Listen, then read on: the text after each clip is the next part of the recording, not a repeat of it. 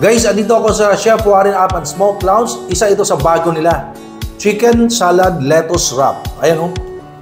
Look at that. Ito ay 350 pesos only. Actually, na-vlog ko na to dati ang restaurant na ito, pero binilikan ko kasi ang dami talagang bago. Sa mga health conscious dyan, pwede ito sa inyo. Tikiman time.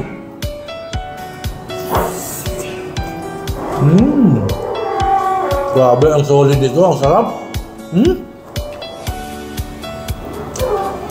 Ang daming bagong in-offer dito.